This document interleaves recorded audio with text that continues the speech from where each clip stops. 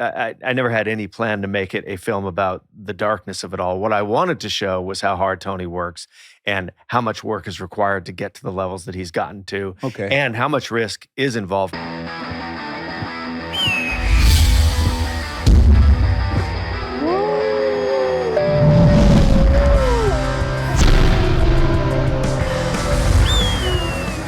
Mike. All right. Hey, what's up, everybody? Welcome to a very special edition, travel edition. We're in the big smoke.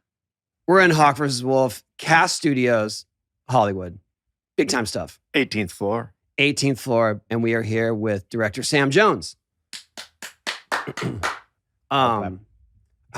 Sam is a very prolific photographer, director.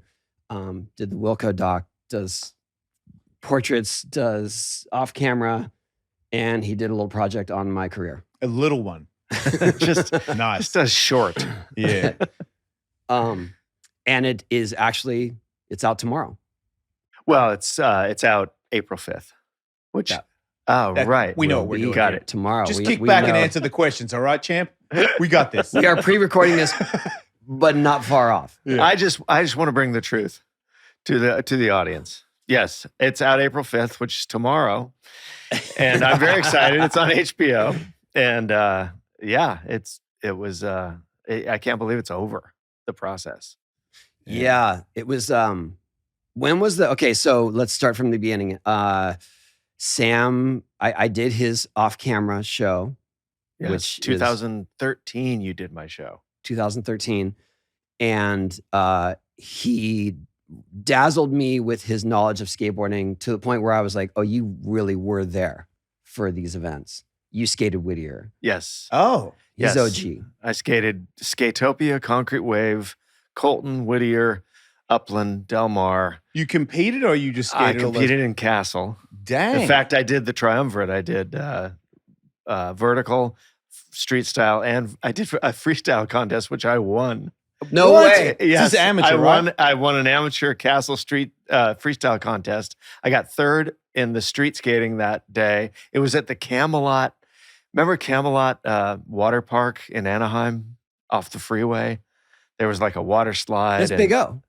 No, it wasn't Big O. It was on the 91. Oh, I never went there. On the border of Fullerton and Anaheim, and they had a street skating contest, and a freestyle contest in the parking lot. It was my biggest skate day. What was your big freestyle move? It was, you put the board on the on its rails and you give it the big kick in the tail, and it does like that's the original pressure flip. Pressure flip. That was my trick. I could do it every time. The original pressure flip is standing on the rail sideways, like primo. Yes. And then snapping it. Yep. Yeah. I had a feeling I was going to learn something today. I was really trying not to, but there it is again. So then Sam hit me up one day and said, "Hey, I'm thinking about doing a couple of documentaries." Yeah. Yeah. What happened? We went out to lunch or something up here? We went to Son of a Gun on Beverly Boulevard, I think, by the Beverly Center.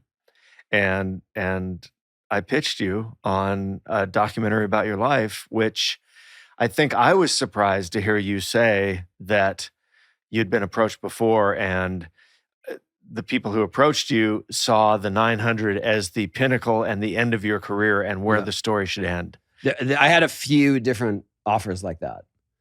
Yeah. And I would tell them, well, I like to think that I have continued on since then. That was, we're nearing 20 years on that. At the time, it was like 15 years at the time. And it's like, I like to think I'm still doing it and still relevant or progressive. And it was always, that was always it. It was like you went through all these ups and downs, and then you did a 900, you got a video game, and credits roll. Yeah, exactly. And the funny thing is that it took so long to sort of get this thing off the ground. We talked about it for a while. And then I got an invitation from your wife to your 50th surprise birthday party.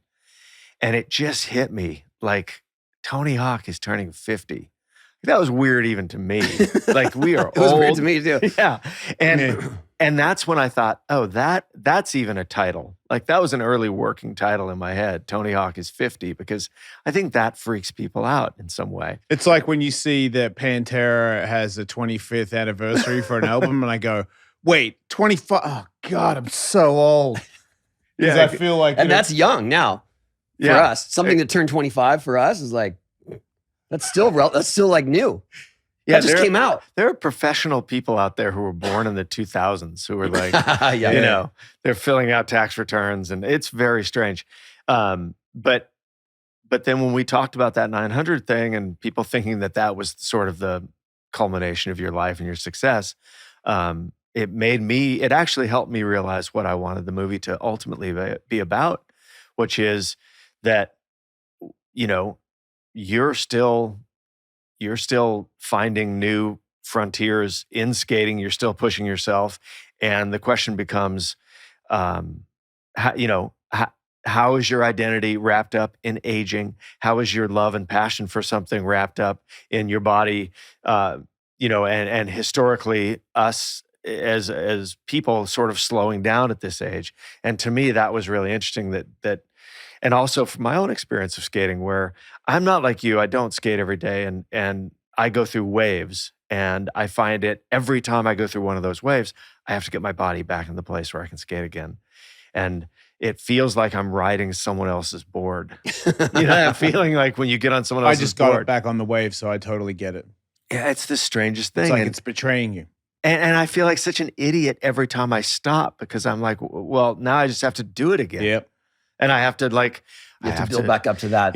Yeah, I'm in such a position right now from learning how to skateboard again that it took so long and it felt so foreign and dangerous for the first 3 months that I cannot afford at my age to let that go again. I'm like, no matter what, make sure you show up at least once a week, because I don't want to be back in that spot where it feels dangerous, like riding vert and not really knowing your board anymore.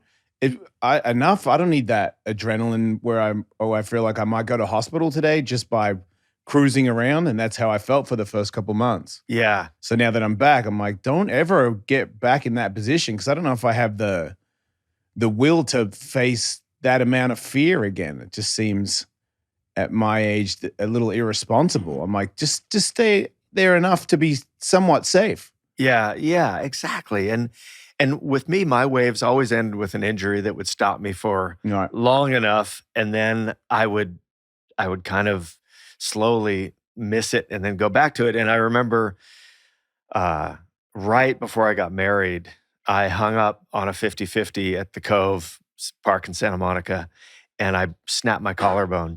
I just did a swan dive straight to the bottom of the bowl, snapped my collarbone, and then that trick goes on my list of, well, maybe I shouldn't do that trick again, because I know how to do it. It was almost like something reached up and grabbed my back trucks, and I didn't understand why it didn't work. Exactly what you mean. Yeah. Yes.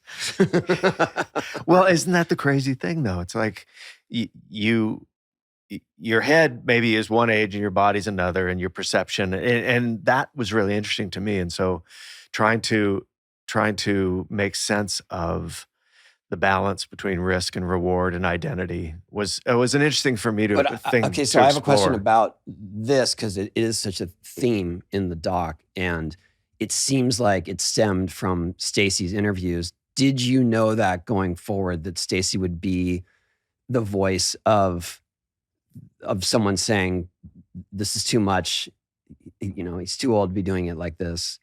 I did not. But did you anticipate that would be a narrative?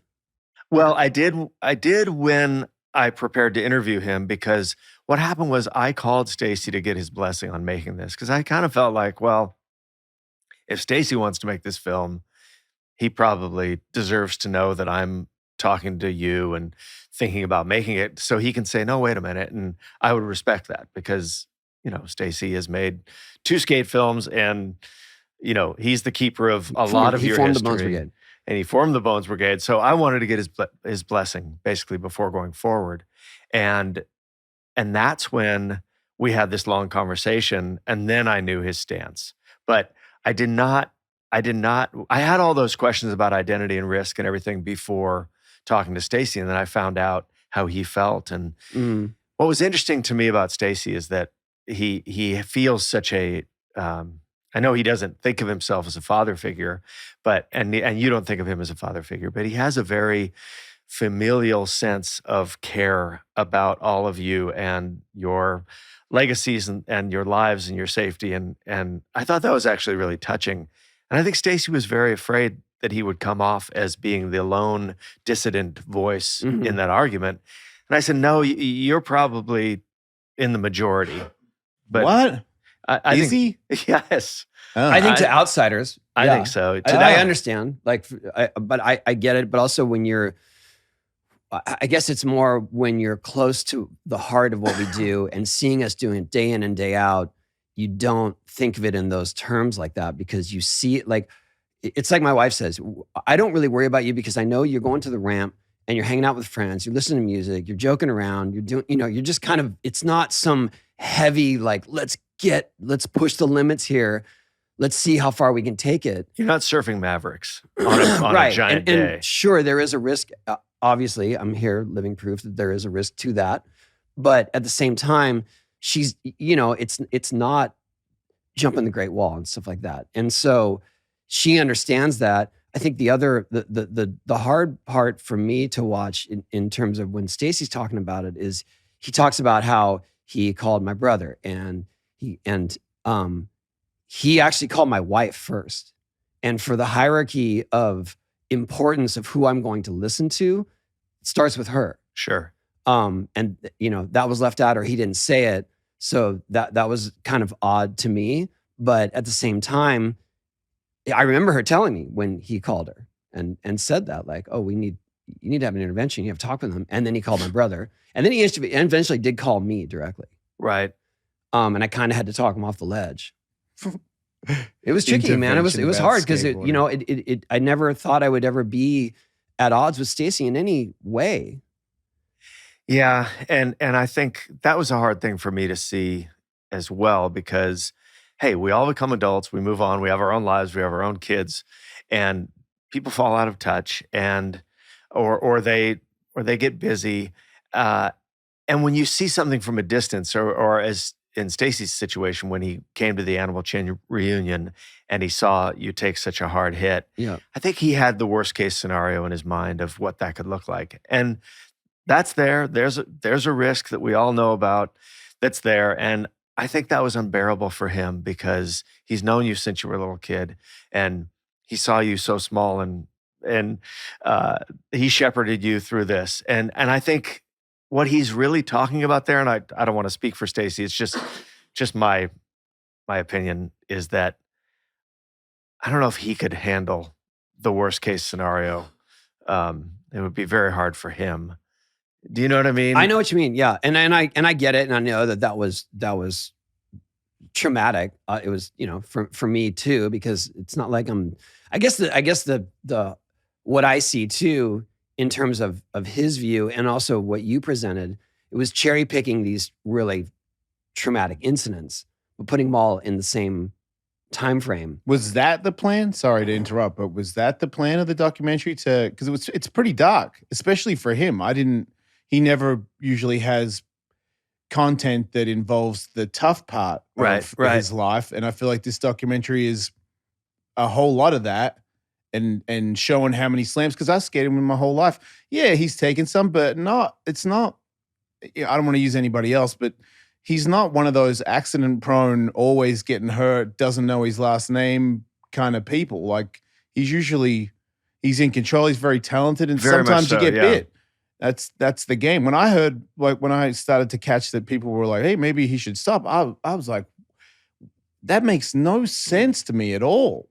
I get his angle on hitting your head and, hey, if you hit your head again and look how old we are, we should probably stop. But intervention for him to skateboard is insulting to me. Like, I was offended. Hey, Jason Ellis, Hawk versus Wolf, talking about Fitbod. Fitbod is an app that you can get and put in your watch, your smartwatch. And basically it's like having a coach that shows you what to do. It depends on what you're trying to achieve, all the different goals that you're trying to get going for your body. You tell them that, and then you basically have a coach on your phone that tells you and updates you what you're doing, how you're going, how you can be better, how you can strengthen certain things, all different exercises, how to do them correctly. You name it. It's a personal trainer in your wrist. So for me, just, you sign up and you get the little thing in your phone, and then it just keeps you updated, kind of helps you keep going, because it doesn't let you cheat. If you don't cheat, if you don't do it, it shows, and it tells you that you need to get it done, or you cannot move on and become fitter. So like I said, it's a coach. I don't think it yells at you though.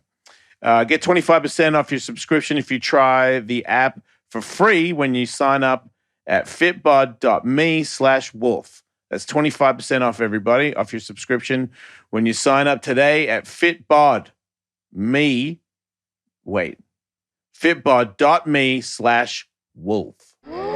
I know I came from a good place, but I wasn't offended, and I wasn't insulted by Stacey's take, because I think Stacey has a different relationship with Tony, and he himself has moved on to other pursuits that bring him a lot of fulfillment. Yeah.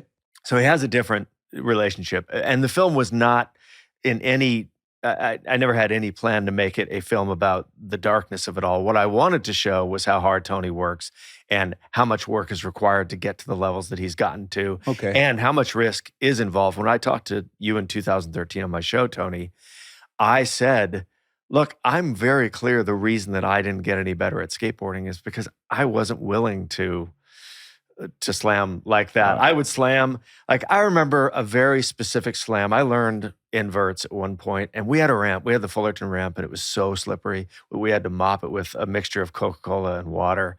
And you could skate it for about 20 minutes, and then your wheels would gunk up with that mixture, and then you'd have to wash your wheels and do it again. And the ramp we made a mistake. We put Mason out on it, and then the guy that owned it urethaned it like a boat surface. So this ramp was like ice. And I would over-rotate on backside inverts, and then I would just slam so hard on my head, and I stopped doing them, because I was on the wrong ramp. But it was so clear to me that I wasn't willing to do the tricks that had the harder slams. And Tony was, and that was the one of the questions I first had for you was, do you think that you're somebody that has a high tolerance for pain, or do you think you're somebody that that is willing to get hurt? And that became a very interesting question for you in this film, is like, and you say at the beginning of the film, you say, I wasn't planning on getting hurt, but I was willing to get hurt to get what I wanted. And I think that that's not a mainstream take on. No, I get it. And, but I guess that's the thing. I'm not some adrenaline junkie, and I'm looking for some ways to defy death. Right. It was just more like the pursuit of these things took getting hurt along the way. Yeah. I didn't want to, but I was willing to go through that. I think it was really the first time I got hurt. I was wearing a flyaway helmet because I thought it looked cool, provided no protection. Big mistake. Me too. I thought it looked cool. I look back in these videos. I'm like, wow, you were wrong. Yeah, it's not the greatest look. It was Christian looked good with it on. Sure, everybody but it was else just looks a piece stupid. of plastic for your head. Yeah, and that is how the helmets were back then too. So my first time hitting my head, I got KO'd, knocked my front teeth out. Someone found me laying in the bottom of the brown bowl at Oasis. Yeah, that's true. That's so Diesel. What's that? That's so gangster. How old were you? 11. That's a bit sad, really. Your sister told me that story because they called her. They called Lenore. I think. Yeah, they just go through the list, right? And my parents were at work, so. But what I remember is when I did finally really come to, I was in the pro shop, and Doug Saladino was sitting next to me because they sort of put him like, will you just watch him while we go get an ambulance or whatever? And I woke up and I go, hey, you're Doug Saladino. He's like, yeah. Like, well, what happened? He's like, you fell. And I'm like, where are my teeth? But I remember, I'm selling the story because I do remember in that moment, my first thought wasn't, what have I done? I'm never doing this again. My first thought was, I'm never going to hang up on a rock and roll again. Right.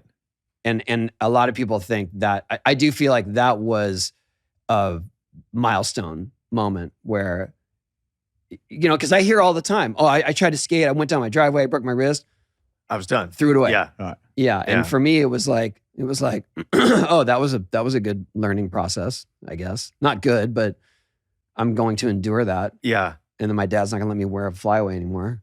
Do you think it's maybe the passion that you like? Because to me, it makes perfect sense because you love it so much. Sure, but I'm just saying that was the first instance and the first time where I thought clearly of, I will keep doing this. Yeah. Yeah. I mean, and the irony is that Stacy got me on the team because I wouldn't give up. Yeah. Do you know what I mean? He put me on the Bones Brigade because I was determined. And I was always disappointed, or I was always willing to keep challenging myself. Yeah, he talked a lot about what he saw in you, that this determination and grit, that he knew that your body was going to develop and you were going to grow into it. But he was that was the thing when he says, "Why did I put him on the team and not somebody else, whoever it was at the time?" It was that determination. Yeah, I'm just saying the irony is because now that is the fault that he sees. As we've gotten older. And I get it. You know what I mean? I'm not sitting here trying to be at war with Stacy. I totally understand her perspective and the stuff he saw is scary. Absolutely. And I think that you did a good job with providing both sides of the argument, and Rodney puts it as elegantly as anyone could have ever of what it gives us. Yeah. And that was incredible. Like I can't believe I can, because Rodney's a genius, but that the way it was crafted, and the way it came together was just like, what he said. I just want to stand next to Rodney and be like, yep. Well, that was the interesting thing is almost by having a chorus of skaters talk about it, it took some of the onus off of you to make it, this is the way Tony Hawk feels. What Rodney was able to do was sort of speak the mantra of skateboarding, which is, this is why we do it and why we love it. And, Hunter S. Thompson said, don't leave a pretty corpse. Like, you live your life. Yeah. And I think that's the argument I was trying to make, is that your level of joy and reward and excitement in your life is going to be directly related to your tolerance for what you're willing to take chances on or take risks on.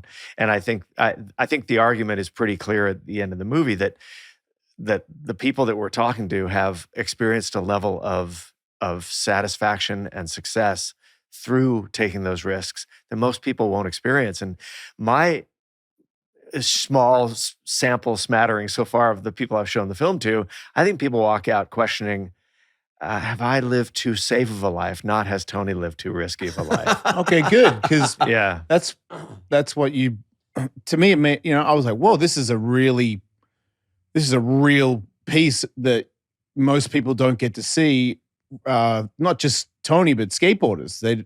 You just see the X Games, or you see somebody in a magazine. Like, there's a lot of hard work where it looks like for a second you maybe you should stop, because it's fighting you. It's making, you're like, wow, why am I doing this? I'm hurt all the time.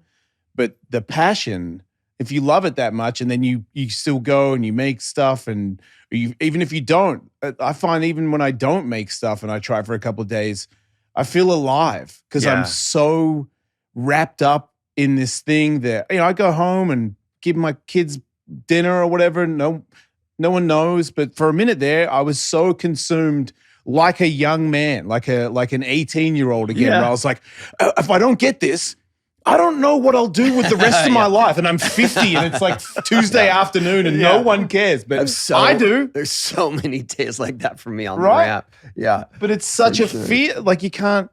I didn't make the shove it lip slide outing thing I was trying. And when you're a skateboarder and because we've had our heydays, we're not as good as we used to be. So, it's factual. You know that you're not going to be doing this, especially at this level, for the rest of your life. It's like it's a reminder that life is short and it will come to an end.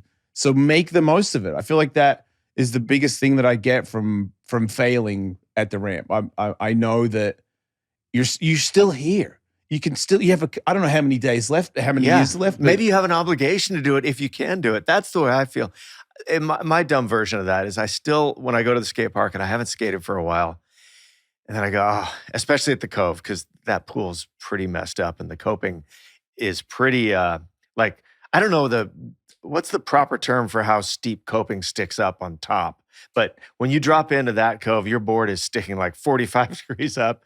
And it's, oh, you mean the top is the angled. top? Yeah, because the Cove, yeah, that sucks. And so you go to drop in at the Cove, and if I haven't dropped in for a month or 3 months or 6 months or whatever. You're beyond 90 degrees when you're standing up there, yeah. Yes. You can alleviate that by sliding it out, but it's tricky. Yeah, but sliding it out, and all of a sudden it's like, oh, my trucks are too far away from the Cove. And I have to go through that same thing I did at age 14 where I'm like, oh, and if I don't, I'm mad at myself. Right. And I'm like, wait a minute. I'm in my 50s and I have to pick my kids up. Like, why am I mad at myself for not dropping in? It's because welcome to our world. Because I still can. Yeah. But you know, that joy that you're talking about, that's the whole thing. And it's kind of like one of those things. If you haven't experienced it, it's very hard to relate it to somebody else. But I'll tell a quick funny story that describes it as good as I can describe it. Which is, I always thought a backside ollie was the coolest trick because they were just starting to be invented when I was skating vert. Like, a lot of people did frontside ollies, but backside ollie was still fairly exotic. And I started learning them on that Fullerton ramp. And there was one day when I got them off the coping, and it was like a backside air, and I was like, I don't even need to touch my board. And I learned backside ollies out. Yeah.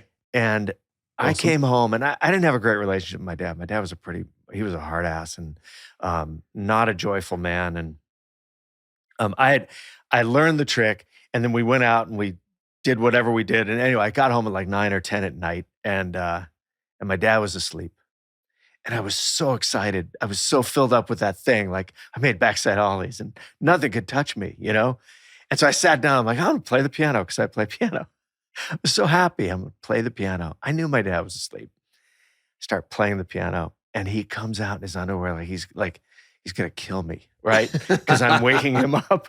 Oh. And I was like, it doesn't even touch me. Like, whatever the punishment or whatever it is, I was just so happy that I had made this trick. And that's a long walk to get to the destination of this, which is skateboarding does have that thing when you get that feeling, there's not much else that touches it. And I understand why you still are doing it, Tony. And I admire it and I respect it. And yeah, me too. Yeah, I really do. And you too. I mean, God, the things you're doing on Tony's ramp it's shocking. Like, I expected I'm pretty Tony. I'm pretty shocked myself. But I saw that backside air kickflip that you pulled off. It was really incredible. I was really impressed. See, I'm glad you brought that up, because when I did that, he was somewhere else, and someone told him immediately that I'd made a kickflip Indy, and I hadn't done one for 20 years, but I didn't even realize how long ago. And he texts me and goes, dude. And I'm driving back home with a big smile on my face. Yeah. You know what I mean? In my car by myself. Looking for a piano. If I had had one in the car, off I would have gone. Liberace, here we go. And he goes, dude, when was the last time you did that? And I was like, at one of your demos. And he goes, that's 20 years ago. And I started to tear up driving down the freeway. Not sad, just like, this is one of the greatest feelings I've ever had in my life. Like, I can't believe we're here again. I can't believe how happy this is making me to know that I fought through it. And for a couple of days there, I was like, maybe you're too old to do this trick. It really looks like it's not going for you well, and maybe just call it a day. And then to make it just inspired me to like want to live life and do more. It's like, being alive. It's being alive. It's, another similarity in my life is jumping a motorcycle on a motocross track. And when you finally like commit and you're like, okay, I'm not going to, I'm going to hold it on the whole way. And I'm going to make it. And when you land it, you feel sort of invincible. And, and then, if you crash, you don't. And that's the deal. But I understand it. And I hope people walk away from the film knowing where I stand. And I think the way I end the film with Rodney and the quote, that people can understand where I stand. But I didn't want to have any judgment on it, because I think when a documentary passes judgment, it doesn't allow the audience to have a feeling or an argument or a discussion or their own opinion, because you're telling them how to think. And so I really wanted to leave that open and invite everybody and the way they feel about it to have that conversation. Yeah, well done then, because that's what it did. I do remember you asked me at one of our last interviews, you said, what does that mean until the wheels fall off? And I don't think I put it correctly in that moment, but it's so obvious now. Like when you asked me, I was like, I don't know. It's like us just driving off of the road, into the sunset, just wow, until the wheels fall off. But I feel like it's more that we're going to keep doing it until something beyond our control makes us stop. Yeah. Yeah. No, Rodney, when we first were combing through the interviews and Rodney said that line, I said to Greg, I go, that's the title. And he goes, I don't think so. And I go, watch. It's going to be the title. Like, it's too good. And he's, it's long. It's the, and he had. What were the other titles you had in mind? Well, like I said, He's 50. Yeah, he's 50. I don't like that one. No, it wasn't a good title, but it was that. It was, right. You know what a title does, though? A title is like, if you ever take a screenwriting class and they tell you, okay, the first step you do when you start to write a screenplay, write the one sentence line for it that you would read in the advertisement for it. Right? Like, because it defines for you as the person making it so much what you're trying to make. And so a title is always one of those things that helps you define what you're trying to make. And whether it's a song title or a movie title or whatever it is. And so for this, I think that throwing titles out was it's sort of like that creative exercise of what are we really trying to say? Yeah. It's crazy to see that you didn't have that plan from the start, that it just started to evolve into what it turned out to be. Like, it sounds like you were like, yeah, I'm going to do a documentary. And then it was, I'm going to do, there's a big part. I watched it at his house. He's like, I'm going to press play. I don't want to watch it. So enjoy. And I was like, oh, okay. And then he left. So I did the same thing to my siblings. Yeah. I brought my laptop to them. I'm like, here you go. I'm leaving. Yeah.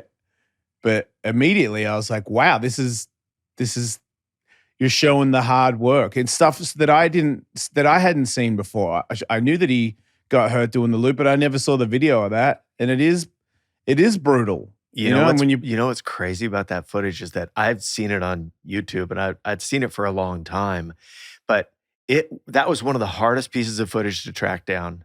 And they couldn't find it. The Wild Boys production company that initially shot it, they couldn't find it. And, it was weeks and weeks of calling. And finally they said, oh, we found it. We found it. It says monkey on it. This is it, And they sent it to me and I sent it straight to our transfer person and they transferred it, but they forgot to transfer that one piece. So I get the thing back and I'm like, oh, it's not it. It wasn't it. And then I called the transfer house and they said, oh, we made a mistake. So then I saw it. Long story short, you could never see that clearly because it was such low res on YouTube. Yeah. You never see that you weren't wearing a helmet under the monkey suit. Like, it was just a blob of like fur before. And then when we saw that, it was that much more crazy to watch. Yeah. But what's interesting about that is that you're a skater and you're a hardcore skater. And to me, that's the biggest compliment of all, is that you watched the film and it drew you in and it kept you interested. Oh, yeah. Like, I know it's going to keep people who don't know much about Tony interested because they've never seen any of that stuff. Right. But for you to feel, I showed it to Lance Mountain as well. And because that was a big thing. Lance is a pretty tough critic of the history and he's obviously a historian and an archivist and all that. And that was important to me that it had that balance, that people wouldn't feel excluded if they didn't skate, but that skaters wouldn't feel bored because they knew the story. I cannot believe the amount and the depth of footage that you found from every era. But I didn't see a lot of that footage, and I thought I'd angles of Del Mar contests and Whittier stuff, and we did find that second angle of Del Mar that was and X Games, like all the people that went rogue, like that 99X Games, anyone that was filming that wasn't ESPN was not allowed to be filming. So there's a few shots where you see Bill Weiss, and he's hiding his camera with, like, there's one shot where he's hiding his camera with a jacket and he's shooting. You know what's interesting is that is just around the era where a lot of people have cameras. They're not on their phones yet, but people like the high eight. Skateboarders did. And skateboarders had cameras. And I'm sure when you started getting close to that thing, people are like, I'm going to film this. Yeah. Well, that's why he shot a sequence and he hid his lens from the ESPN people. Right. Because the ESPN said absolutely no cameras. No, they used to only they would let skate publications up on the deck for practice to shoot photos. And that was it. Isn't it funny now with the phones? Like, yeah, forget it. You can't keep anything secret. But it was amazing to see all those people that did shoot it and have been held on to that footage. Yeah. And then we all knew you were going to make it. You could tell. Were you something there that about day? it. Yeah, I was. He's in it. I was the. He's in that part in the film. I was the announcer on the ground for ESPN. So I had the microphone on the flat bottom. That's you. Yeah. Yeah, a few fewer head tattoos. Yeah, well, I had a baseball cap on too, but yeah, I did not. I also had hair under there, so things were going great at the point. But I could tell. Everybody could tell. It was I feel like we knew he got close, and then we just knew there was so many people and so much of the community wanted him to make it. Yeah, and it was like, even if it's impossible, you need to figure it out today. We've been here. We've seen a few people try 900s. You're the guy. You should do it right now for all of us. It'd be great for all of us if you did that. And it was just, you could see his focus, and then at one point almost rolling away. And that's when I was like, that's it. It looks really hard, but he's going to do it. He's going to do it. And one of his earliest attempts was one of his closest. That was the wild thing, is one of your earliest attempts was really close. There at the X Games? Yes. Out of the 12 attempts. I wasn't ready to commit on that one. Yeah. But the interesting thing is, I know you just pulled that part of the best trick. Like, if you watch that best trick event from start to finish in real time, there's so much heavy skating in it. So many NBDs that happen in that 20 minutes. I mean, Colin McKay, shout out to Colin McKay, he won. And the time went out. Backtail big spin, right? Yeah, on the ledge. Right. And it was ridiculous that no one's ever done that before. And I was like, oh, I can't believe anybody can do that on a skateboard. And then he span one where it looked like he could make it. Yeah. And Colin is my best friend. We were like that night, like rooms next to each other. We always hung out every day. And he was, I can't believe he's going to do it. He no longer cared about him winning best trick. We made jokes at dinner afterwards. He was like, yeah, that kind of sucked. Like, I just won the best trick, and then this guy goes over time and makes an 900, but he did it with sarcasm. He was so happy that he was going to do that for us. We all were so happy. But I just mean, like, that isn't shown in the doc, because I mean, I understand why, but I just think that is something that has been passed over for sure. And when if you go back and see it, and now that we have all this footage, it's pretty amazing. I wonder if that ramp, because like, it was one of the best built ramps at the time, but also everyone, best trick events were just a shit show through the years. It was just everyone dropping on each other, bailing. And then for that one, they had pre-qualified everyone based on their best trick standings from other events. So it was, it wasn't just 40 people. It was like, okay, we have 8. These are the people who have done best tricks over the last couple of years and come through. And we were going in order. So there was a little bit more clarity to it. But it still could have just been a bail fest. Right. And it wasn't. Everyone was Bob, on. and it was Bucky. Bob did Blunt kickflip to Fakey off that ledge thing. So he kickflipped Blunt back in from some bird. I think you're mixing up the years, because there was a ledge the next year. Sound like me? Yeah, there's no ledge on that there was no ledge. Okay. But it was Colin and Bucky and Andy and Bob and Do you know what I think about Rune. that section of the film is not only the trick being landed and the fact that we spend a lot of time in your face and you can read your mind and your thoughts, and I love all that. But what I think about is your dad and that little piece of interview that we found where your dad says the thing that's so beautiful about skateboarding is skateboarders actively encourage each other earnestly. and your dad hadn't seen that in other sports. Right. And to me, that's such a thing that he noticed, because he says that in 1987 or 88 is when that interview. Yeah. So no, 88, 89. So like 10 years later. Yeah. There's video of he almost makes one, and I go to the camera. I'm like, I can see it in his eyes. He's going to make the next one. And then he made the next one. And when he made it, I was like, oh my God, even though I said he was going to make it. I was like, and I just started running towards him. I was going to tackle him. And I ran, and he was probably 20 feet away. And before I got to tackle him, 100 people just like, isn't that beautiful? And we were just in this this sliding down the ramp. It's beautiful. Of Tony Hawk. It was crazy. Yeah. It was so cool. I remember like Sean Penn, like there was like Hollywood actors and people there that were we all had the same face. Yeah. I'm probably, I'm not getting that it was wrong. the right, that's Yeah, the right go year, Jason. All right. Yeah. I remember that he was because there. the earpiece guy was like, hey, interview Sean Penn. And I was like, I don't think he wants me to interview him. Yeah. And they're like, yeah, but go ask him. And I was like, this is back when I took orders. He was there for the doubles event. I don't know if he was there for that event. I think he was there for the doubles event the night before. Okay. And Andy and I were about to drop in for a practice run, and we're like, dude, that's Sean Penn right there. That's Sean Penn. We You did both Sean Penn's. knee I knew slid it. down the ramp to go meet him. Oh, really? Like just bailed our practice run. We were so excited. Now, someone grabs your board and holds it up in the film. I forget who it is. There's sort of a weird history to that. Do you know where that board is? Yeah. Well, someone stole it. Okay. So That one day? of the dudes that was doing Greg security. and I were asking that. Like we were one of the curious dudes that about was it. doing security took it. I lost track of it. Okay. I don't know. Or someone that was working on the ground. I don't know what their job was or whatever. They took it. I think a couple months went by, and I got an email through our Tony Hawk website and said, hey, my neighbor took your skateboard Wow. from the X Games. Like, I know he has it. Really? Yeah. And if you want to try to get back, I'm willing to mediate that.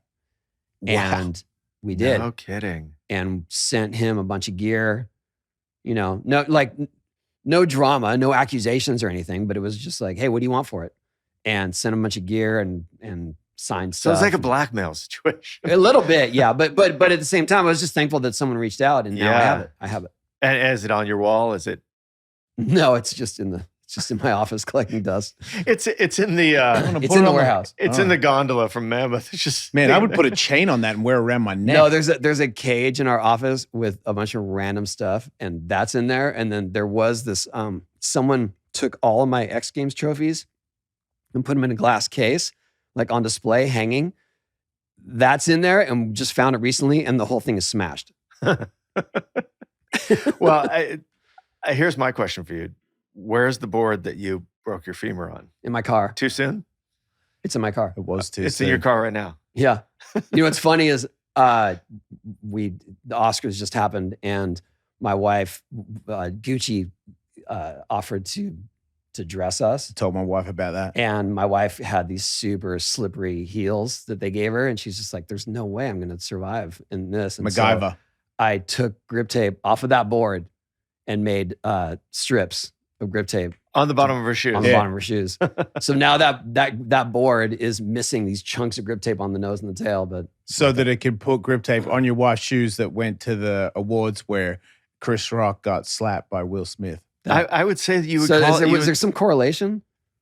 you would have Sorry, I just had to bring it up. You were there. It's crazy. you would call that a complicated Provence, right? Providence. What's the word when you But you're you asking try the to wrong guy.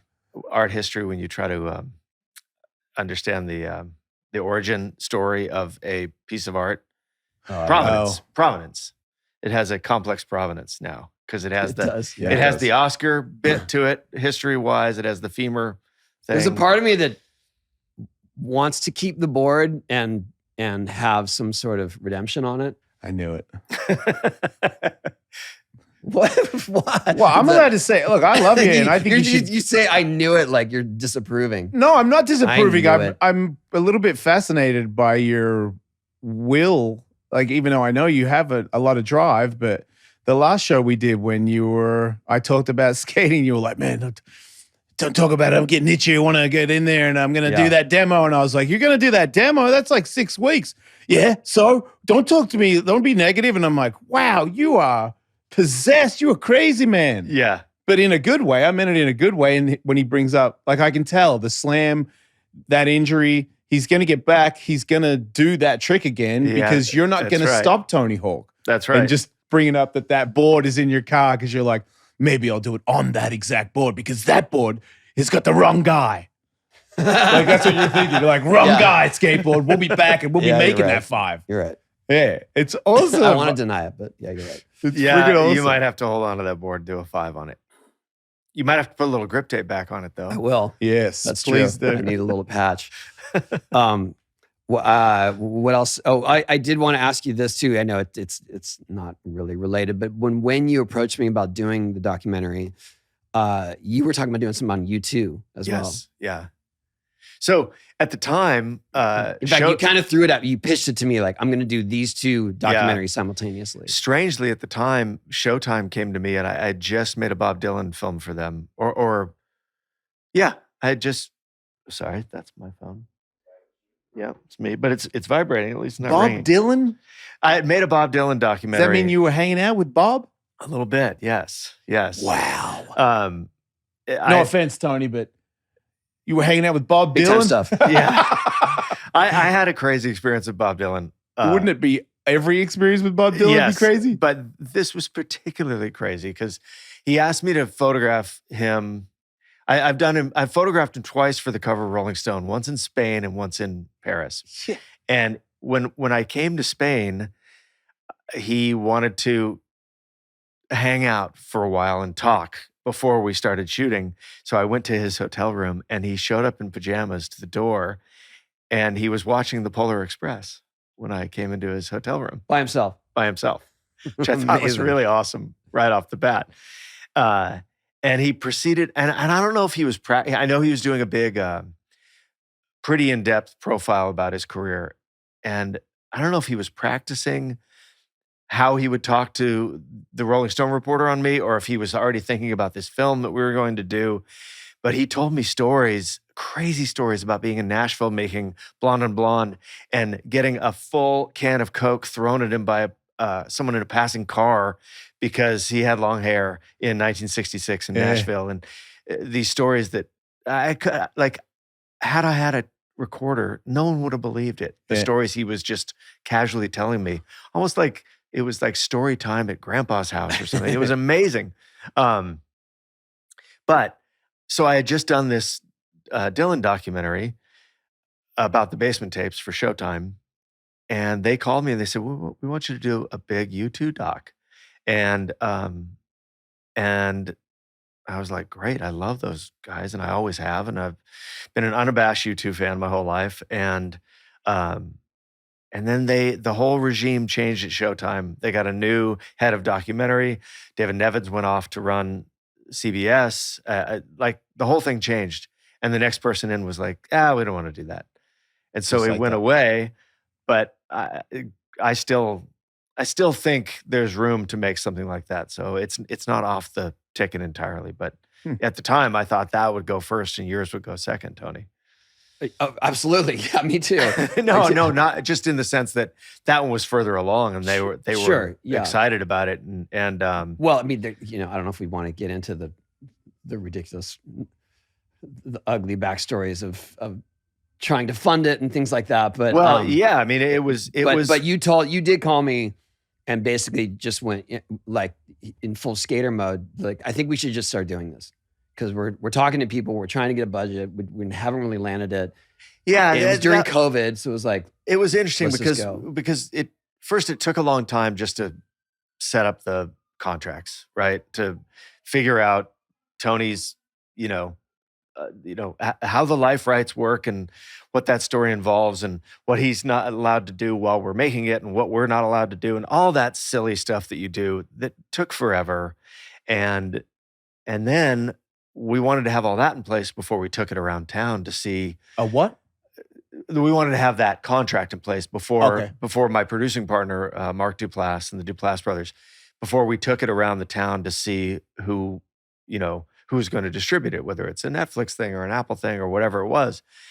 And then we took it around and did not get the traction that we thought we would get. And I don't know if this was timing with, like, it was right around COVID and Black Lives Matter and everything, but it just didn't seem like people had the vision to go, oh yeah, we should lock that up. And so what changed? Well, nothing changed. He funded it himself. Mark came back with his tail between his legs and kind of said, Sam, I know I said this was going to be a slam dunk, but like, we're not really getting the offers we thought we'd get.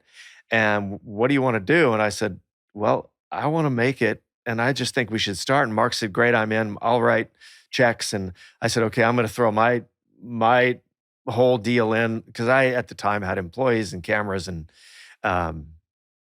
Mark was like, yeah, let's just do it. And COVID had just started, which was interesting as well, because it gave us our look visually for all the interviews. I just made a decision that we would do all these interviews outdoors because of COVID. Oh, okay. And so we started in Tony's skate park in his backyard. And then that led to finding a couple empty pools around LA and Burbank and to shoot in. And then Mike McGill gave us his backyard. Steve Caballero gave us his backyard. Cindy Crawford gave us her backyard for Tony's brother. Yeah. Oh, what? We needed we needed a place somewhere between Santa Barbara and my house to film Tony's brother Steve. And I have known Randy and Cindy for a long time, and I know they have a big piece of property, and I know it's by the ocean, and Steve's a surfer. And so I just called and I said, Cindy, we're having a really hard time finding locations during COVID. And she said, use my backyard. Wow. So we asked a lot of favors and did things in backyards, and it was sort of like, it was great. It was like a little DIY project about the biggest skater in the world, and that sort of gave it its style a little bit, I think. Oh yeah, visually, and also just in the bootstrapping. It was cool. It was cool doing it too, because obviously we were all kind of stuck in one place, and it was all through the chaos of COVID, and I felt really confident with my skating through those months. Yeah. Because that's what I was doing. I was home, taking care of kids and skating as much as possible. And I finally kind of got my groove back, whereas I was skating more sporadically before that. The irony is that I got hurt right when it's getting released, but I did feel like, oh, I'm prepared to talk about this stuff because I am right in the mode. Yeah. But do you want to tell the story about the deal that fell apart? Well, without naming names, we got one offer for what I thought was just enough money to get this thing to the finish line. And that would not include music licensing or licensing clips and footage. It was just sort of enough to make it. And I wanted to make this film. And so I was willing to take it. And I was like, okay, I guess that'll get us going. And it's just sort of shifted in my mind from, oh, hey, I can make some money on this film too. Hey, I can make this film. And I wanted to make the film, and I didn't want to wait any longer. Tony was waiting and wondering why it was taking so long.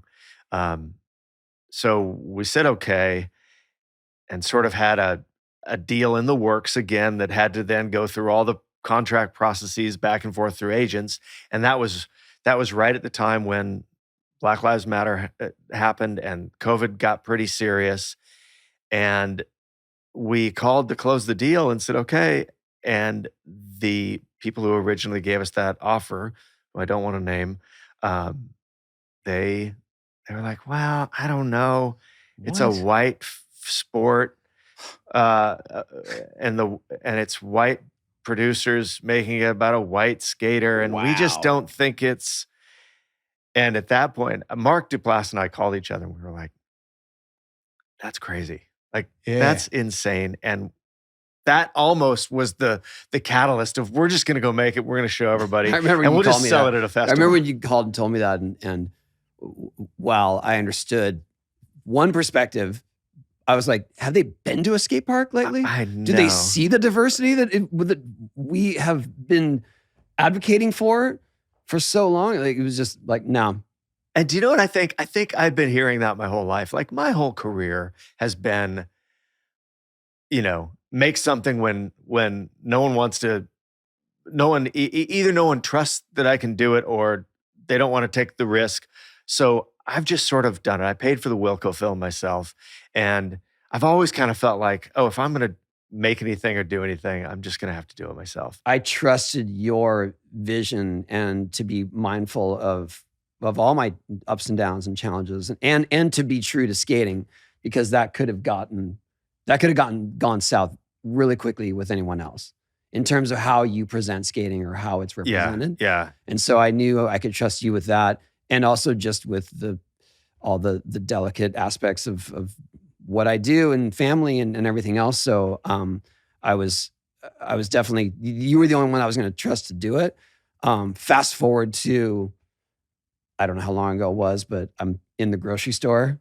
I'm literally getting groceries, which is a funny thing because Miles says in the doc, you saw that dinner scene. He's like, "Oh, you guys pretend like you make dinner or you get groceries?" I'm like, "I do get groceries." But I was in the grocery store and Sam calls me and he's like, "Hey, what's up?" He goes, "What are you doing?" I go, "I'm literally like in the dairy aisle." He goes, "Well, I think you're going to remember this phone call and where you are." And I do now. He's like, because HBO just bought the doc. Yeah. Yeah, that was a good moment. And bet. we had a little bidding war. A couple people wanted it. And that was one of the most exciting things. But I hadn't heard from him. It felt really Bunch good. of people saying, I don't know. And then all of a sudden you got a bidding war because you were right. Let me just say it was about between 10 and 15x what the original offer was. Fuck yeah. But it was when, in the couple weeks leading up to that, he said he had been sending it to different studios and different channels and whatnot. And it's like, what's happening? Yeah, we're just not. He's just trying to keep it under wraps. No, but I was surprised. The sense I got, we sent it out on a Thursday, and the sales agents that we used to sell it for us was like, "Oh, yeah, we're going to hear a lot on Monday." And then Monday comes around, and nothing. And I go, "Oh, don't worry. They sometimes take a little more time." And a week went by. And I was like, "Oh no, what's going on?" Yeah. And I think it was just. I think it was just one of those things where people wanted to get their offers in order or whatever before they reached back out. And I think the sales agents were keeping me at bay. Like they had heard some things, but they didn't want to tell me anything because they didn't want to somehow get my hopes up. So it moved really slow. And then all of a sudden on a Saturday, because I called you on a Saturday, it just started moving. It started cranking where we were having back and forth between two buyers on a Saturday, and people are at home doing this stuff, and the numbers are going, and we're having conversations, and it was super exciting. And HBO was the reason we ended up there was because they loved the film, and I even asked them. I think I said, "Hey, not that there's not more work to do, or not that I don't want to hear your notes, but would you release this as is, the version you're seeing right now?" And they said yes. And that's why we chose them. Because they didn't want to come in and then try to say, Right. we can make it more marketable, or we can make it more appeal to a younger audience, or whatever it was. Change your whole show, your Right. whole movie. Like, Right.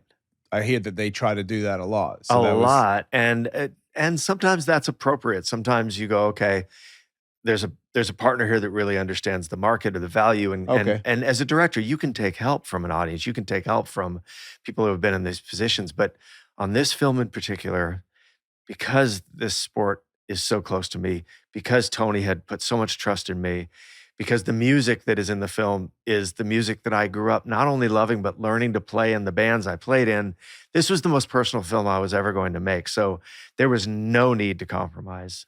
And I will say that the other buyer offered us more money, but they, I think, wanted to have a little more creative and editorial say. I think it was crazy getting the soundtrack.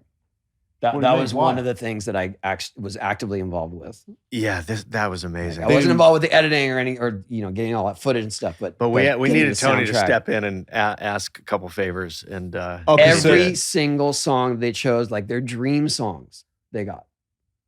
Which never happens. I mean, some emails. Yeah, no big deal, but Tony just had to email the Sex Pistols' Steve Jones and ask for a little help. Was that a nervous email? No, I was hyped. I was hyped that someone gave me his email. Terrified of that one. That's crazy. It's one of those things where you put it all in because you want to sell the film and you know the music that makes you the most pumped up. Yeah. Like to put The Adolescents over Tony skating against Dwayne at Skate City is so cool. Or to be able to use The Clash when he lands a McTwist for the first time. And you go, oh, this is getting me completely stoked, and that's going to help sell the film. And then you figure, okay, some compromises are going to have to be made, or just that. Oh well, there goes all the money you got for the budget for the soundtrack. You're not going to get Joy Division, right? Or you're not going to get 2 songs by The Clash, or you're not going to get Pavement or The Replacements, or you did. We got them all, and it was so fascinating. And I have to say, we have this music supervisor named Allison Wood, who I don't know how she did what she did, but she managed to make it a situation of most favored nation where everyone got paid the same amount, depending on if your song was Peter and the Test Tube Babies and it was obscure, or whether it was Anarchy in the UK. Yeah. And everyone agreed to the same fee.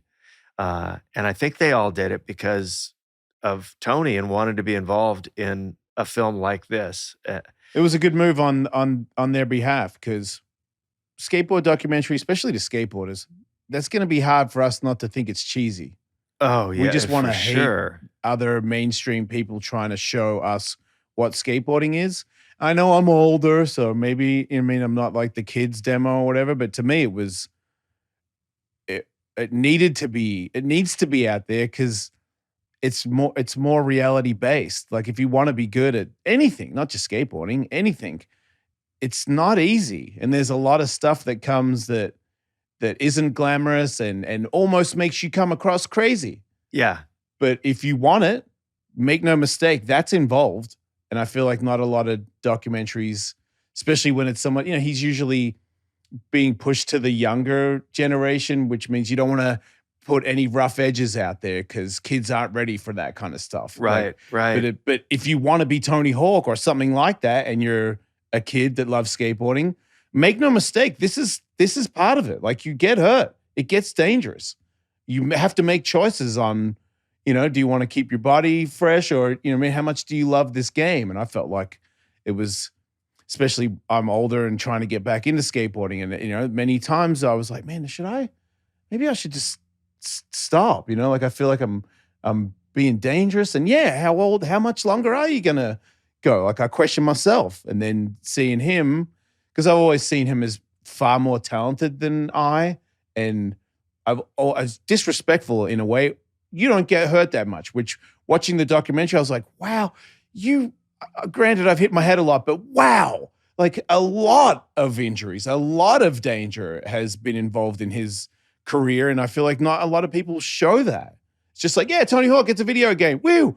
Like, no, not exactly at all. Yeah. And I wanted to show it because I want to show what a badass Tony is. And that this does not come without a price, but that here's the guy and that's the thing. I think everyone thinks of Tony Hawk and they think of seeing him land everything. Yeah. When you see the film and he's not landing Even everything. I thought that. And I've been in it the whole time. I thought, he just makes it. Usually just makes it. Yeah. And then my new name for him is Warlord. Like, I feel like between that documentary and then that slam the other day, I'm like, you're a Lord of War. You can take it. I guess I just worry that the messaging, or that the takeaway could be he's just careless. And I do feel like so much of my risks are calculated. Yes. I would challenge that. And I think that you cannot judge you can't make a judgment based upon what a person that is lacking knowledge about something the conclusion that they will draw. Yeah. Like, yes, there will be people who see this film and say Tony is careless, or he's crazy, or he's too old, or whatever, but they don't understand what you're doing. No, I accept that. I'm not looking to turn to change their opinion or for their validation. Right. But I do worry that that's the messaging. And part of me worries that isn't a good look for skateboarding. Yeah. Do you know what I mean? Like I hope that this helps people understand it and what it brings us, and that it can be one of the best things for youth in terms of building their self-confidence, teaching them how to create their own goals and to solve problems and to find a community that maybe isn't just the ones in their reach or ones that are mainstream, so to speak. And so there are all these things that I feel like I've been advocating for in skateboarding, and I worry that somehow people see, they'd be like, well, I don't want my kids skating. Well, I do think that they see you skating and you are 15, 16, 18 feet above the flat bottom and putting yourself at a much heightened level of risk, even though you're very good at what you do and you're in control. Whereas most kids who go to the skate park and enjoy skating and it becomes a lifestyle for them, it might be a different level. And I hope parents can also make that distinction and go, how great is this for my kid? I'm just, I have to voice those concerns. Not that I would have changed it if I could have. Right. Well, I mean, my takeaway on this in reflecting on my own life is that without skateboarding, I would not have developed the confidence that I have to allow me to go into a room and pitch a film, or allow me to take a loan out from a bank to buy equipment to go make something when I couldn't get someone to pay for it. And that confidence came from skating because I was a scrawny, skinny kid who was bullied and did not have I didn't have a very high opinion of myself for a long time. It's weird to see that, and also to, when we were kids, you just got picked on. Yeah. Stop picking on me. They're always picking on me. And we never really equated that to bullying or had any resources to fight it. Well, I got bullied pretty severely. I was like the smallest kid forever. And I got put in trash cans at my school. Yeah, I used to get picked up and swung around. Yeah. I'd be walking down the hallway and somebody's like, look at this guy. What was he in 8th grade? I got taped to a chair in the middle of a pep rally for the football team and put in the center of the school, and all the kids threw like their lunch at me, their food. And do you think it gave you some fuel to drive you to what you do? Oh, absolutely. Absolutely. I remember thinking, even as I was sitting in that chair, like, it wasn't the cliche, I'll show them, but it was, I'm not going to stand for letting them define what my version of what I can do with my life is. Like Tony's skateboard in the trunk of his car right now. Right. Exactly. We'll be back. That skateboard is not going to define. I'm going to talk. I want to see your skateboard and threaten it. I want to go to your car and be like, hey, man, he ain't playing, just so you know. All I'm saying is that I didn't really think, I guess I didn't see it from that perspective back then. It was the same thing where I was just like, I'm just going to keep doing this. I didn't see it as bullying either. I was just like, well, this is my lot in life. I go to school and I have to avoid certain people. Yes. And I can't be out in the quad at this hour. Yeah. I knew that I can't carry my skateboard through school. Right. Or I'll get hassled. Right. Or they'll just steal it. So I used to in 9th grade, there were these bushes behind the bungalows because the school had an extension and no one went there, and I would hide my skateboard there when I get to school. It's such a bummer. And then I'd go get it. It is such a bummer. And even going to the skate park back then was a very different experience. Like there was not great treatment. And, from the older kids. Yeah, that was my one. The peers were just always really mean. Yeah. I remember I felt like I was the first generation of like, hey kid, do you want a shot on the ramp? And because the people before me were definitely not letting me get a ride. Like you had to get involved in an argument of sorts to get a ride. If you didn't know how to drop in, to just get on the flat and start pumping when all these good guys were up there, they would never let you do that. And Scariest thing ever was like a snake session when you have to slide your board out and you have to drop in even if someone else has slid their board out. Yeah. I saw a collision once on our ramp where two guys hit exactly head on and one of the boards split right through the middle down between the truck bolts because the boards hit so hard in a head-on in a snake session. Yeah. Those are great times. I saw someone get taken out. They never skated. They, what was his name? Like I saw two dudes collide and just head on because they both dropped in at the same time. Ben Schroeder and who was it? I don't remember. Yeah, another skater. Not a good guy to run into. Maybe the last guy on the planet I want to run into. But yeah, snake sessions He's were the biggest skateboard, so biggest pro skateboarder I that used ever lived. I did the same thing as Jason as I got older, and I would see more intimidated skaters trying to get in. I'm like, look, I'm gonna drop in. Just drop in right after me. All right. And then you just hop out. Yeah. Yeah, we broke it. I think so. Yeah. Because we were. I like to think so. Yeah. I feel like you were the first of. Because you were in that thing where there was punk rock guys and you were trying to excel, learn new tricks, flippy stuff, spinny stuff, which is not punk rock. So you put yourself in that category and then you're getting bullied. So you know what it's like to be picked on. And you're like, you know what? I'm not returning that. Like, I don't like how I feel right now. Note to self, I'm not doing that to the next generation. Yeah. I had a lot of moments like that though through skating. Like first time I met a pro that was a dick, and not Dwayne, but like other pros that was like, oh, I don't want, if I ever was in that position, I don't want that to be the interaction that I have with someone. Yeah. It's exciting. I think that you go one of two ways. Either you repeat that behavior, or you go completely the opposite direction. Exactly. Yeah, I would say he's probably the best guy at that. I feel like he makes it like a make-a-wish thing for people that aren't dying. If you're skateboarding and you're near him and he knows that you're like little guy trying to learn stuff, he'll do a thing where that kid, guy or girl, will remember it for the rest of their lives that Tony Hawk tried to help me do this one trick, or like filming. He's like, you want me to film that? Like I've seen him film little kids drop in next to them. I'm like, if I was 10 and Tony Hawk was dropping in with me filming my trick, this would be the greatest day of my life. Like I could tell he's making skateboarders for life.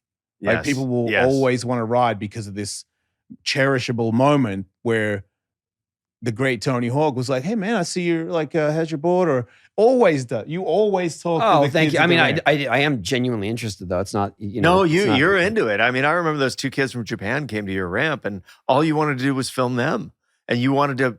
You were encouraging them more than anyone to like, because that one kid was trying an Ollie 5, and the other kid was trying a body Vero 5. Vero 5. Yeah.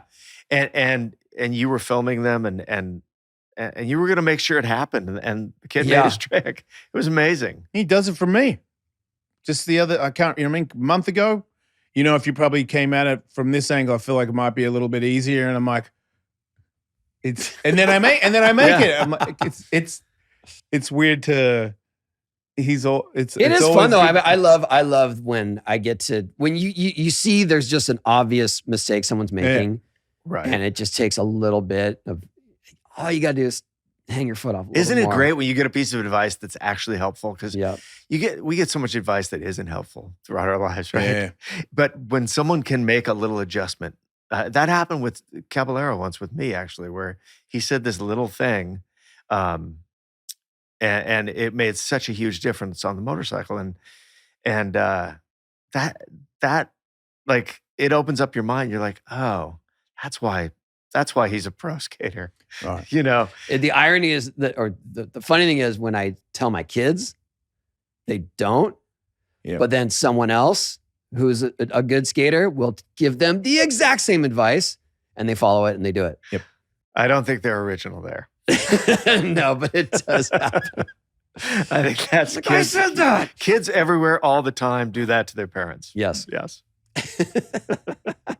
I can't hold pads for my son or my daughter or my wife because they don't appreciate me telling them to do something. Like it's if I'm coaching someone that doesn't know how to box and I'm like, try to adjust that, or your foot's not stepping out when you throw the jab, and they're like, oh, okay. And then they start doing it. But if I tell my wife, hey, your foot's not stepping when you throw the jab. She's like, look, I'm doing the best I can, all right? Just calm down. I'm like, you can't talk to coaches like that. Do you know that? Coach, you just say, yes, coach. That's how that works. That's what's going on in your marriage, your coach. Yeah, that's how we're better now, but there's still every now and then, I don't say it, but she retorts with something where I go, no, that's not what you say when I say that, but okay, baby, sure. That was her opening line in couples therapy. It was like, he makes me call him coach. I'm going to try that. That sounds cool. Maybe that's the problem. None of them call me coach. Yeah. Oh my God. So what to you was the most challenging thing about this project? Oh, for me, absolutely the most challenging thing is that I am not the kind of documentary filmmaker that says, I got a script in my head and I'll just go out and film the parts that I need to tell the story that I want to tell because I've got the Tony story and I know my You already take know on the it. arc that you've... Right. I am a discovery type of documentary filmmaker, and it's the worst because I leave no stone unturned, as you know, after being interviewed by me. I mean, we did 25, 30 hours of interviews because I know I have an idea of what I want to say, and I have an idea of the story, but I always want that to be better by discovering something that I didn't know and then making a connection to that. So the sheer mountain of archival material that I wanted to find and go through, the number of people I wanted to talk to,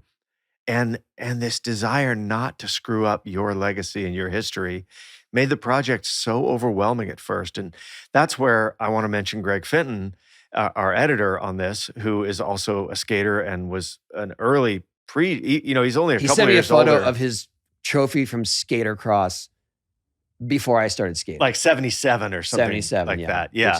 That is OG. Yeah, he was for your documentary, though. Northern California parks. And actually, that's how Greg and I met. We met at the Cove because we were two old guys that would skate the pool at the Cove. And we would just sort of nod to each other. I didn't know anything about him. Right. But that's how we met. And that's where I asked him to cut the film, was at the Cove. I was coming in and he was leaving. It was a lunch session. And I said, hey, I got this project and I think you should do it. But that's where an editor in a documentary situation is so valuable, because like this film would be 10 hours long if I had my way, because it's very hard for me to leave anything out. And I think that was the challenge, was how do I, because what happens when you start taking things out of a film, you start really focusing the things you leave in. And though your story becomes stronger because of the things you take away. It's like a photographer, they say it's not what you put into the frame, it's what you take out of the frame that makes a great picture. And it's the same thing with a movie, Can I ask you, I know you don't want to, like when I watched it, you were like, I'm leaving the room. You said you did that with the kids as well. Are you? Not with our kids. We watched it with our kids. Okay. Do you enjoy watching the documentary, or is it a little hard for you to watch? Yes and no. It's tricky. It's, there are some uncomfortable moments, and sharing so much personally was not something I ever have done before. Right. And watching the slams in this condensed section is hard, because that spans 15, 20 years of all that, but it looks like it all has happened at the same time. And so that's hard to watch. But I'll tell you, one of the most enjoyable viewings I've had was, I came up here, I was doing a podcast, and Kevin Staub came with me, and I just let him watch it on the way home. Oh, in the car? Almost exactly the time it takes us to drive up here and drive back. And I was like, Kevin, I want you to see this before it goes, you're in it. And to see Kevin's reaction to it was really special. See, I've never heard, I haven't heard if he liked it or. He loved it. Oh, that's so good to hear. And so to see that kind of reception was really heartwarming to me and special, because he's close to the bone. And I got to, we got to see in South by Southwest, I saw people reacting to it in a way that was very engaged. Yes. They were laughing at like the tiniest bits that Let me tell you, as a filmmaker, to have a screening like we had in South by Southwest, it's that's the whole reason that you do it. If you love filmmaking, that's the reason you do it. To have a screening where the audience is doing everything you'd hope they'd do and more, and they're finding humorous things that never occurred to you that they would laugh at, and that at the tense parts, the entire you're in a room with 500 people and no one is moving or clicking their phones or shuffling or eating food. That screening that we had was pretty phenomenal. And to burst into spontaneous applause at a point in the film when you land the 900, it was so it gave. I guess it's more because it's it's hard to see the forest through the trees. It's so personal, and there are things, my wife does not like being on camera. She's very private. It was a challenge getting her to do it, and I love that about her. But obviously the whole story can't be told without her voice, and all that stuff was all. It was also, it weighed heavily on me. It was hard to navigate, but then when I did see that audience response, and also when I saw Kevin's response that was sitting next to me that was so emotional, I understood. I understood how it all comes together and how it is seen by other people, and so I appreciate that. But that all of that was in the middle of it and leading up to the final edit that the HBO sent. I mean, I didn't get it from you. That's the thing. Like I wasn't not in control of this narrative. No. And so when HBO sent it was like, oh, this is it. Like, oh, this is it. We okay. It's like, you know what? And I should say right now that I am incredibly grateful for your trust in that, and that you did not get into the process and ask for control. Pretty rare to make a documentary about someone who is alive who would step back as much as Tony did. And I'm grateful you did it, and I'm grateful he let you do it, because it was really, I was like, is this really it? I was really surprised. As soon as it started, I didn't realize we were going to go down that road. And I felt like it was, because I've spun a 900, but I couldn't do it. You know why? Because I felt like I was going to kill myself, and I couldn't commit to trying to make it. And he did make it. And then a bunch of us started making it. And then little kids can do 1080s, like all this work. And I've been close to it, right up alongside it, where I'm like, oh my God, that's terrifying. What are we doing here? And then he does it. And that helps all of us. We all like kind of made it a little bit. And then all the other tricks that he's done all his life, it's so inspirational to me, but all of us. It meant so much, because there's things that I've almost made, and I was like, it's too hard for me to do, and there's too many consequences. And as a guy that can usually face some hefty consequences and still commit to stuff, he took it another step and made this whole world of skateboarding grow exponentially just by having videos every year or every couple of years where you're like, holy shit, I didn't even know you could do that. Yeah. He did that for generations. So we're all so much better at it and so much more fulfilled because of his commitment. And that documentary showed somebody who was there for most of it that it was even harder than I originally thought about it when I watched him do it. I was like, hey, it's not that difficult for him. It's incredibly difficult. And there was so much pain, so much hard work to get where he was. It's not natural talent. Even Stacy picking him as a skateboarder that wasn't the best, he just had this drive that Stacy saw, and that's how he got on the team. Because that is the ability is it's not about that. It's your passion. Like, how much do you want it? And your body will follow. He is proof, because no one's ever done. There's so many tricks that he did that no one would ever do until he did it. And to know that, when he was 10 at Del Mar or whatever, that he wasn't this crazy prodigy that was just doing everything before anybody. It was just, no, he just skated every day. And after the contest, he kept skating after the contest to learn more tricks, and then created all of us. Like, everybody does stuff that you invented I don't know from your about everyone, passion. but I appreciate it. He wanted it more than anybody. There's no doubt about that. That's the key to doing well in life is you just don't give up. And the drive, if you have the drive, you can do anything. I know it's cheesy, but like when you were saying the skateboarding, when you drop in, you get that confidence. I left skateboarding to be in radio, and I knew I was going to be good at radio because I'd already put in the work in skateboarding. Right. And it gave me that confidence where I knew if Jason puts his head down and works hard, he gets it.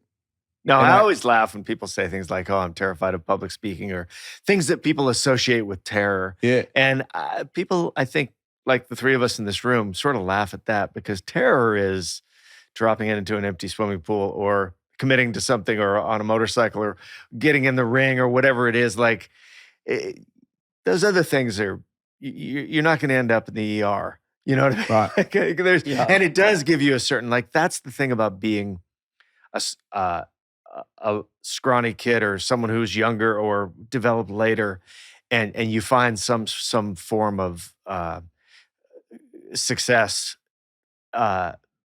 through the means of using your own body and your own willpower and your own guts. And when you find that, it gives you an edge on life. And it doesn't matter what room you walk into. You face that little demon at the top of the ramp or wherever you are, whatever that little demon moment is, and you triumphed. And I firmly believe that all those little triumphs are like little building blocks, and they all add up. And I think that's what Rodney's saying at the end too, is like you have to keep seeking those out in some way. And Stacey's not wrong. Stacey sought out those building blocks in filmmaking and became an artist in that way, and in building a company. And however we challenge ourselves and we take risks to find those little things that add on and eventually give us our personality and give us our identity. Those things are powerful. And if you find them within yourself instead of within a social structure, it's so much more powerful. You can't be stopped. You can't be stopped. And Tony is the example of that. And I mean, to me, one of the most triumphant days of the whole documentary was when we brought the drone into the complex and filmed Tony skating around this drone. Is that when it attacked him? Yes. I still have propeller marks. But even that is like, well, here's something that Tony's never done before. Stupidly dangerous. You're getting incredibly tired because I just need one more take, or we didn't quite get it. So can you take that same line again? He's exhausted. And at one point the drone comes right in and it's going to take his nose off if he doesn't throw his hand up and block it, which breaks the drone and slices his hand open. And at that moment, it was so beautiful to see Tony so committed, even for the film. And yes, I understand he wasn't committed because he was helping out my film. He's like, if this is going to be a scene in the film representing my skating, I'm going to commit 100%. And it's one thing to talk about it in an interview. It's another thing to go and actually see it in person and to be around that, to be like, there was just the three of us there. It's fierce. It is. Well, I'll say it's different than fierce for me. It's beautiful. It's like it's watching a beautiful thing happen. It's inspirational. Yeah. Like I stepped out for a long time and then started skating at his ramp with him after 15 years of not being around. So you kind of forget a little bit, and then to watch not only him but Kevin Starb and all these other guys coming at it with a fearless, positive approach. For a second, it kind of made me go, "Wow, I did not know Kevin was that tough."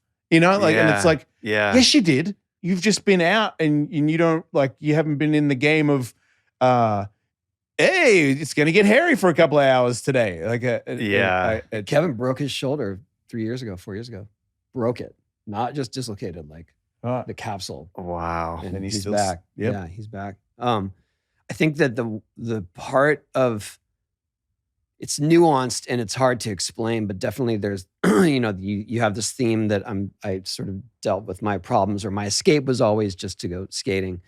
And I feel like when I kind of finally figured out my own personal issues and came through and have a life with Kathy that's a healthy, committed relationship, my skating has taken a different form now where it's just for enjoyment.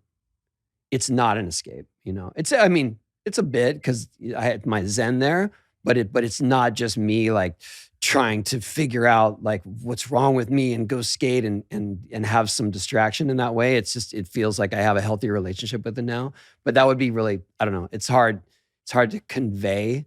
I think actually the film, that's one of the things I'm proud about the film is that it brings up that topic. And, there's that one moment when I ask you, how did you deal with stress?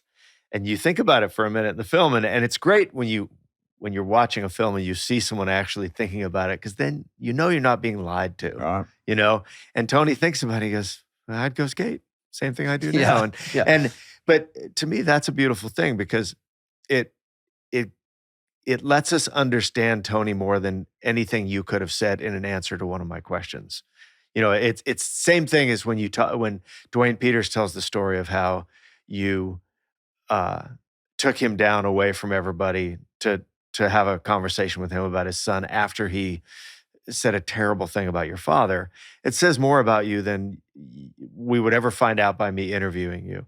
And those little moments to me are actually the moments I like more in the film than the ones where, I asked a question that really got an answer that, you know what I mean? Like, yep. Like revealing someone is very different than asking someone to reveal themselves.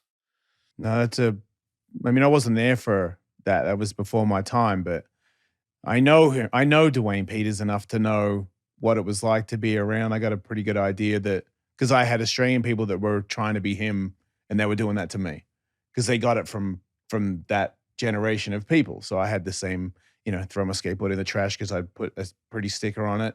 And that was not punk. So off my board goes. I'm like, I don't get it. But to still be the bigger person, because a part of you wants to be like, you know what? Remember when you were shitting on me? Well, now look, fuck you. But instead of that, just being like, that was a crazy time, and I still respect you for what you did. Hopefully, you've got past your struggles because we all have them, and I think knowing that gives you an easier, like, I don't hate anybody because I've been through my own stuff and I've reacted incorrectly, unprofessionally several times. And because I'm going through shit. Yeah. And I haven't figured it out yet. And when you know that about people and the way, when they react negatively, you can understand it better and not judge them and get angry. And he's a perfect example of that, because it would be very difficult. Part of me would be like, remember when you shit on me when I was a little kid? Because I looked up to you and I'll never forget that. Because I remember I didn't like Tony Elva because Chris Miller told me Tony Elva was mean to him when he was a kid. Right. And I was like, you disrespected Chris Miller. Yeah. Stupid. Exactly. But you never forget these things. I'll readily admit, I would not have had that same reaction to Dwayne Peters if he said something like that about someone in my family. I just wouldn't. And I think it takes a pretty, pretty developed person to, in that moment, be able to. And there was his timeline is a little skewed, but there was some distance there also. Sure. And it's just so tragic. Of course it's. Yeah. It's horrible. Well, my favorite part of the film, which you probably wouldn't like, is the credits. Is the credits. I knew it would be. Because that shows all my tricks. I was like, wait, what? Okay, yeah. Because there is a thing. That's you in a nutshell. And Greg was right awesome with editing, but I could tell his default edit was to put in a 540. Like of this, if he has a blank wall that he's trying to fill, it's a 540. Okay. And so there's so many, like, talking about. Well, but in Greg's defense, I think that the 540 at a certain time was the trick that was the most complicated trick. It was the trick that won contests, and that was 85, 86, 87. That was the most impressive I totally trick get it. visually. And if you don't skate, it's still a. It is a crazy absolutely, looking thing. But you know what I'm saying? Like, I guess I'm more proud of these tricks that I've created. Yep. That I've put hours and months and weeks and years sometimes into getting just one on video, and those are all the tricks in the credits. Yes. To still be inventing tricks, doing new stuff, super cool. I love it and I appreciate it. The documentary before the credits of all the tricks, I hate to say it, dude, but that was more meaningful. I know it is. I get it. I feel bad even saying that, but but he already knew that. He already knew that I was stoked on that part. Yes. What's funny is we had something until the very end. I don't even know if you know this, but in Neil Blender's interview, so sick. He said, we were talking about music that people skated to, because I brought up that, when you see all these old bits of footage from, say, Del Mar, Tony gives this cassette tape to whoever was putting the Bryce Canites or whoever's putting the... They would allow us to do that. Like, you can skate to your music, just bring us a cassette. So like Tony's skating to The Alarm, like The Stand, which was a big 5-song EP around that time in skating, 84. That was a big, big album. Yeah. And I asked Neil, I said, what do you remember Tony skating to? And Neil goes, oh God, Oingo Boingo. Oingo Boingo. Like Tony would always skate to Only a Lad. Yeah. And he'd come skating, and then Neil starts like pretending to sing the song. And he's like, are we really going to hear that again? Yeah, he's into the worst music ever, I know. Really? And Warm Leatherette. That's it. Google it, anybody. Scarred my mind for the rest of my life. And then in the interview, just complimenting the soundtrack. In the interview, Neil starts singing like Danny Elfman, and it's really funny. And then it is the song he uses for the credits. Right. So Only a Lad. Which I did love the song. I didn't always skate to it, but I listened to it a lot. According to Neil. And I was driving with Neil a lot. So for sure, if it was in the car, I was like, hey, play that. But the funny thing was, at the end, we had that little clip where Neil's like, oh, we're not going to hear this again. And then the credit music. And we ended up taking it out because it was too inside baseball. Okay. You know what I mean? But it's still a great song to cut to. I love the closing credits, and I love how that song starts. Oh yeah. It's been great, but we're going long, just so you know. So you're winding up how you like the end of that documentary. We have to wind up how we really like this podcast. Okay. Well, there you go. So let's roll out with Only a Lad. No. Oh man. No, Warm Leatherette. Yeah. This one's going out to Ellis. The normal. Warm Leatherette. It's like, is it music? I don't know. Hawk versus Wolf. I just won this battle. I gotta say, you did. I always lose. Whatever. Well, Sam, thank you. Yeah, thanks for your time. Thank you for being mindful and telling my story in a way that amazing. It's been the great pleasure of my life to make this film and to come back around and see all the footage from that era that I knew so well and was so in love with, and to have you let me do it is really I couldn't be more. I couldn't be happier about the whole. I was a big fan of your work already, and then when I did come to find out that you were there, hey, just there's a shot of Upland at the Upland contest that he covers in it. He's in the crowd. I am in the crowd. He was there. Yes, lucky bastard. That was the day I skated Baldy Pipe. Really? Yeah. Ooh, I just got to skate there 2 years ago for the first time. It was scary because you had to go down a rope to get in there, and you had to jump over the. I jumped the thing. Yeah. Me too. I went with Sal, but he made me too. But yeah. And he started throwing rocks at me. That was one of those days where I was like, maybe this is a dumb idea. Yeah. And then we got there, and it was so cool. Yeah, it's so cool. Although I can describe people. Like and describe and stream. And stream HBO. Tomorrow? April 5th. Tomorrow. HBO. Does that mean it's like midnight tonight? No, I think it's 9 p.m. East Coast time, I think. All right. Don't hold me to it, though. You had it. My life is in your hands.